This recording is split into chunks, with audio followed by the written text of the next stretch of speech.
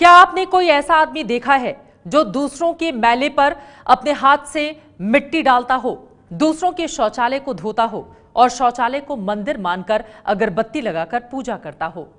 हैरान मत होइए, क्योंकि अब हम जिस स्वच्छता के सिपाही को आपसे मिलाने जा रहे हैं, उसकी मिसाल आपने शायद ही कभी देखी होगी। हमने उसका काम देखकर उसे नाम दिया है शौचालय का पुजारी। भोपाल से हमारी संवाददाता ब्रजेश राजपूत की एक खास रिपोर्ट देखिए। हमारी ये रिपोर्ट आज हर किसी को देखना और समझना जरूरी है। ये बात हम तब कह रहे हैं जब हमारी इस रिपोर्ट में कुछ शब्द आपको अच्छे नहीं लग सकते।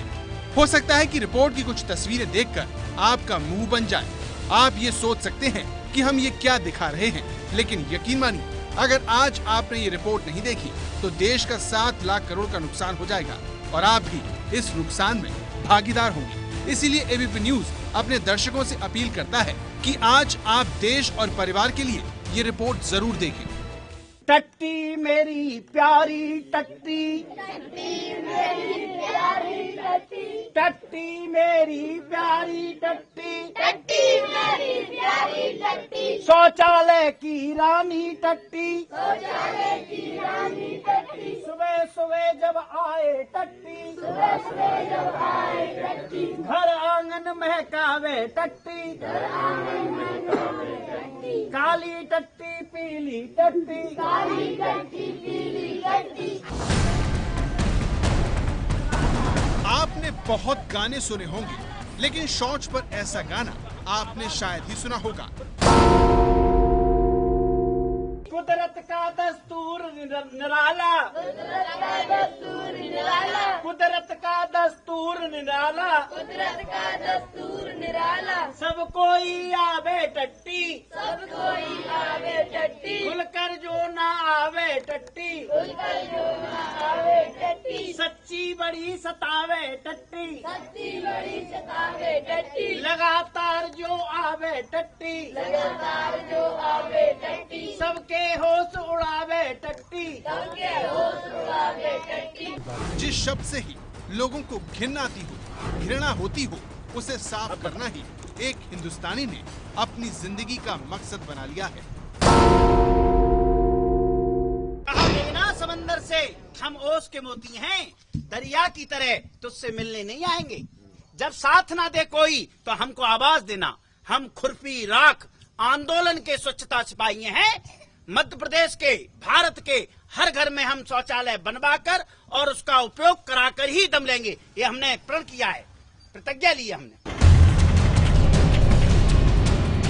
शौचालय बनवाकर और उसका इस्तेमाल करवाने की सौगंध खाने वाले ये दिनेश देशराजन हैं, जो सूरज उगने के साथ ही अपने मिशन पर निकल पड़ते हैं।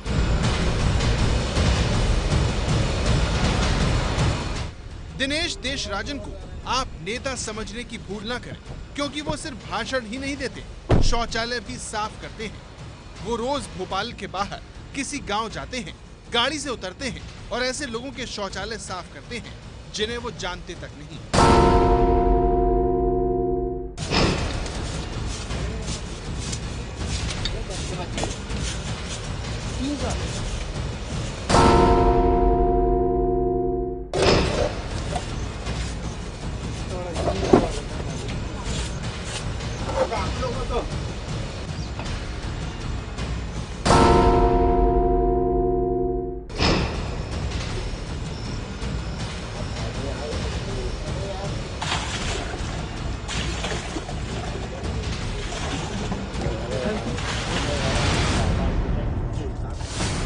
स्वच्छता मिशन के लिए दिनेश देशराजन की इसी लगन की वजह से हम इन्हें शौचालय के पुजारी के नाम से पुकार रहे हैं, जो गंदगी से होने वाले 7 लाख करोड़ रुपए के नुकसान को बचा सकते हैं, जीडीपी का 5.2% हिस्सा खोने से रोक सकते हैं, 7 लाख करोड़ बचाकर 46 करोड़ नए शौचालय बनवा सकते हैं, गंदगी की वजह से मरने वाले 3% बच्चों की जान बचा सकते हैं, गंदगी कम कर पानी और सफाई का बजट 54 गुना बढ़ा सकते हैं और शहरी विकास मंत्रालय के लिए 19 गुना बजट का प्रबंध कर सकते हैं।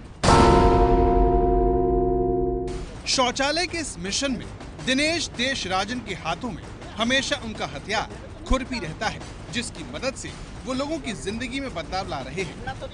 शौचालय जब तक नहीं बनना है, यह शौचालय का उपयोग किन्हीं कारणों से आप नहीं कर पा रहे हैं, टूटा फूटा या जो भी है, तो आप एक हाथ में खुरपी लेके तो जा सकते हैं ना।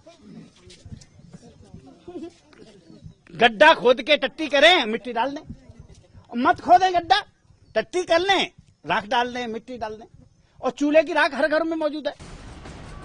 दिनेश देशराजन कैसे लोगों को शौचालय बनवाने के लिए प्रोत्साहित करते हैं, ये जानने के लिए एबीपी न्यूज संवाददाता ब्रजेश राजपूत इनसे मिले तो पता लगा कि ये भोपाल से 25 किलोमीटर दूर नेपनिया जाट गांव जा रहे हैं। ऐसे में हम भी इनके साथ हो लिए। इस दौरान दिनेश देशराजन का हथियार गाड़ी में भी उनके हाथों में ही रहा।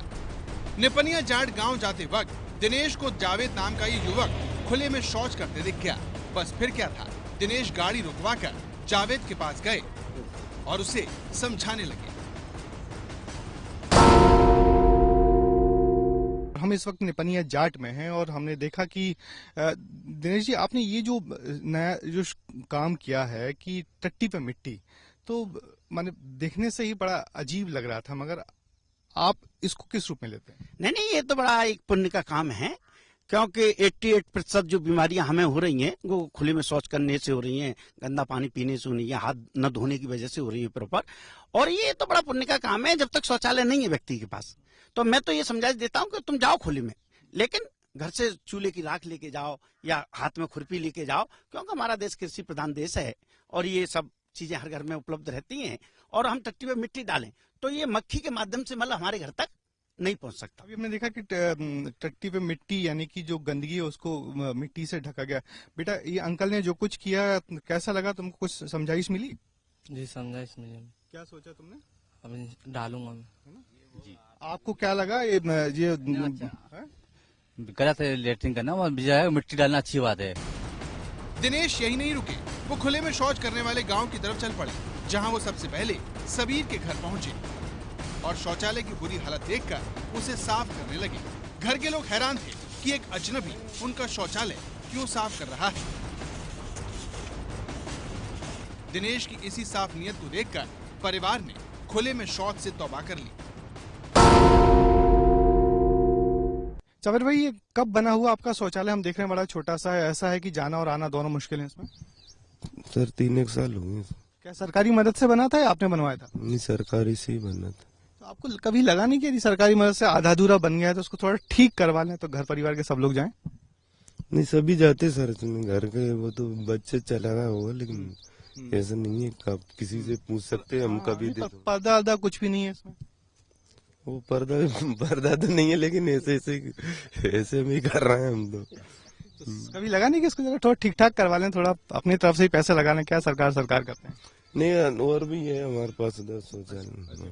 तो दिनेश जी, क्या इस टाइप के शौचालय मिलते हैं आपको क्या?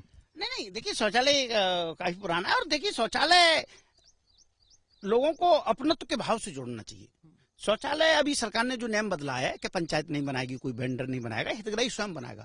और ये बात तो मैं 99 से कह रहा हूँ, जब से पूरे देश में संपूर्ण स्वच्छता अभियान चला, कि भाई हितग्राही स्वयं बनाए, शौचालय उसकी जरूरत है। अच्छा, हमने देखा कि आप इन अनजान शाबिर भाई के घर आए और इनका शौचालय साफ करने लगे, क्या है ये सब? नहीं, देखिए मैं तो ये ऐसे बड़ा पुण्य का काम मानता हूँ, और इनसे मेरा कोई रिश्ता है, मेरे देश के लोग हैं, और ये थोड़े कम पढ़े लिखे हैं, तो इन्हें समझाइश तो देनी पड़ेगी हम जैसे जिम्मेदार व्यक्तियों को, क्योंकि इस गंदगी से हम भी नहीं बच पा रहे हैं। मैं और आप इस गांव में आए, मक्खी इनकी शौच पे बैठ के, मल पे बैठ के मेरे होठ पे बैठ जाए, तो मल तो हम भी खा रहे हैं ना। यदि मुझे अपना मल खाना रोकना है तो सबसे पहले मुझे निपनिया जाट के लोगों को मल खाना रोकना पड़ेगा। शौचालय के पुजारी के मिशन में आगे क्या हुआ आपको बताएं, उससे पहले आपको दिनेश के बारे में कुछ और जानकारी दे दें। दिनेश देशराजन भोपाल में रहते हैं। वो पिछले 22 सालों से स्वच्छता को लेकर जागरूकता फैला रहे हैं। दिनेश एग्रीकल्चर में MSc गोल्ड मेडलिस्ट है। वो चाहते बीज और दवा कंपनी में काम कर आसान जिंदगी बिता सकते थे, लेकिन उन्होंने गंदगी को खोदने के लिए हाथों में खुरपी थाम ली। दिनेश देश भर में जाकर स्वच्छता को लेकर भाषण और प्रशिक्षण देते हैं। दिनेश के बारे में हमने आपको जो कुछ भी बताया, अब उनका काम उस पर मोहर लगाएगा। दरअसल दिनेश ने सबीर के पड़ोसी पीतम को डब्बा लेकर बाहर जाते देखा, तो पूछताछ में पता लगा कि उनके घर में शौचालय तो है, लेकिन काम में नहीं आता। ये सुनते ही दिनेश घर में घुसकर अपने काम में लग गए।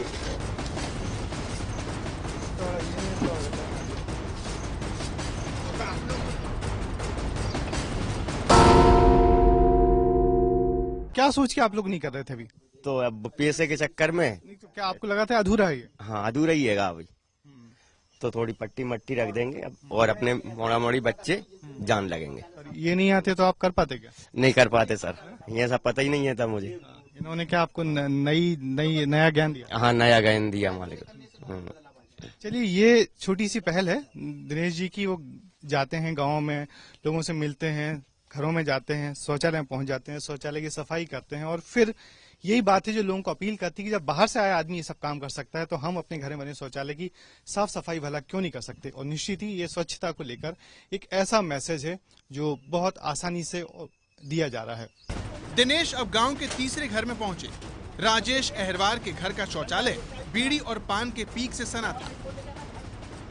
दिनेश ने बिना वक्त गवाए हाथ में झाड़ू थामी और राजेश की पत्नी को हल्दी और अगरबत्ती लाने को कहा।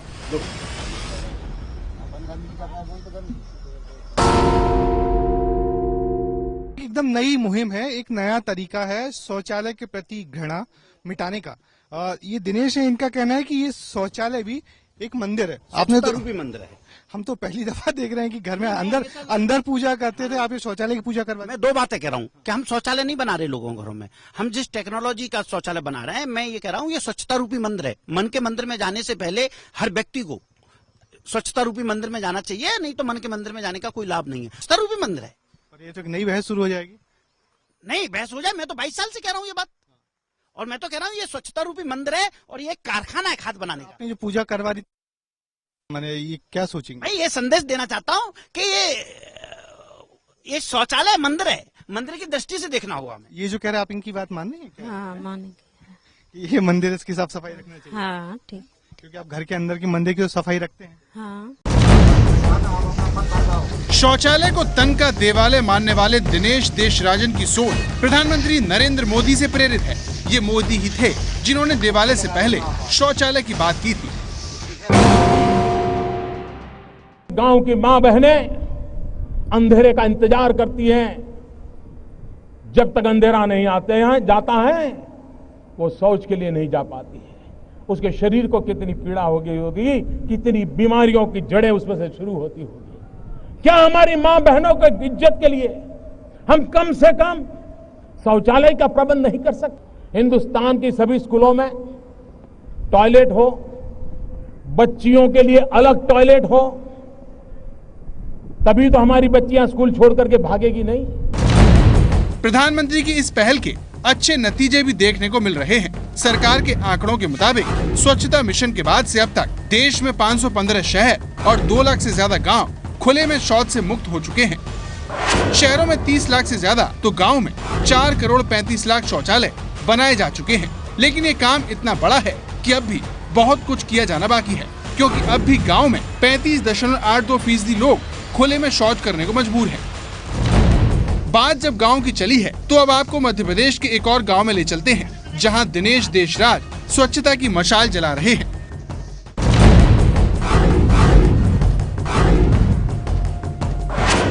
भोपाल की तरह सीधी के इस गांव में जब दिनेश देशराज पहुंचे तो उन्हें घरों में बने शौचालय बंद दिखाई दिए। एक घर में तो शौचालय में लकड़ियां भरी मिली, जिन्हें दिनेश देशराज ने वहां से हटाया। झाड़ू लेके आओ राहुल। गंदगी की वजह से diarrhoea, hepatitis A, typhoid, polio जैसी गंभीर बीमारियां हो जाती हैं। वहीं बीमारी की वजह से देश में हर साल 6 करोड़ 30 लाख लोग गरीब हो जाते हैं। वहीं अगर सरकार सफाई में निवेश करे तो उससे देश को कई गुना ज्यादा फायदा हो सकता है। WHO यानी विश्व स्वास्थ्य संगठन कहता है कि अगर कोई सरकार 1 रुपए सफाई में खर्च करती है तो उसे उसके बदले में 355 रुपए मिलते हैं, क्योंकि ज्यादा सफाई का मतलब है ज्यादा उत्पादकता और कम अकाल मौत। ऐसे में गरीब बीमार न हो, दिनेश देशराज लगातार इस प्रयास में जुटे हुए हैं। वो शौचालयों की पूजा कर इसके महत्व को आम लोगों तक पहुंचाने में लगे हैं, जो सफाई के फायदे नहीं जानते। हम जब खुले में जाते हैं हमारी बहन बेटियां, तो अच्छा लगता है। छेड़छाड़ की जो घटनाएं हो रही हैं, देश में बहुत सारे बलात्कार खुले में शौच करने की वजह से हो रहे हैं।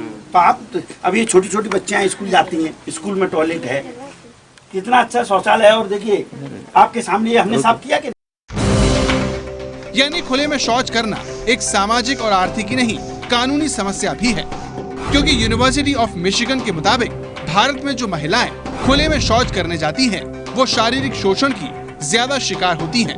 वहीं घर में बने शौचालय का इस्तेमाल करने वाली महिलाओं पर यह खतरा बहुत कम होता है। अब सवाल ये भी उठता है कि जब शौचालय बने हुए हैं और लोग इसके फायदे और नुकसान से भी वाकिफ हैं, तो फिर लोग इनका इस्तेमाल क्यों नहीं करते? इस सवाल का जवाब जानने के लिए हमने गांव के लोगों से बात की तो असली कारण सामने आया। हम बाहर नहीं जाएंगे, उसका पानी की व्यवस्था नहीं है तो हम कैसे वहाँ अंदर जाएंगे? हम जाते हैं बाहर। और कौन कौन बाहर जाता है? और हमारे घर का लड़का बच्चा सब बाहर ही जाते हैं।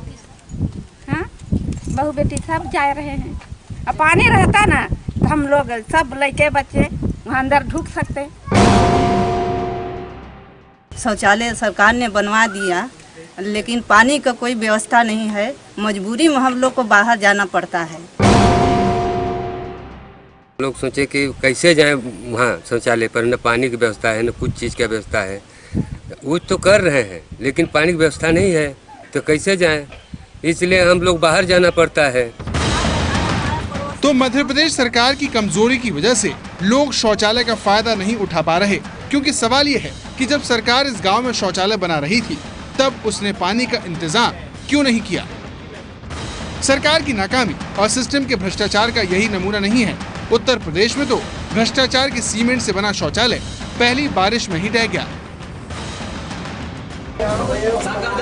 बुलंदशहर की इस महिला को पता नहीं था कि सरकार के बने शौचालय इस्तेमाल करने से उसकी जान पर बनाएगी।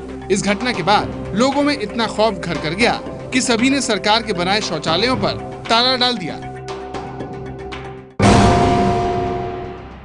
ये बैटरी है, इसकी कोई वो नहीं है, हमारे ऊपर ही गिर जावे, दब गए बच्चे के नीचे। तो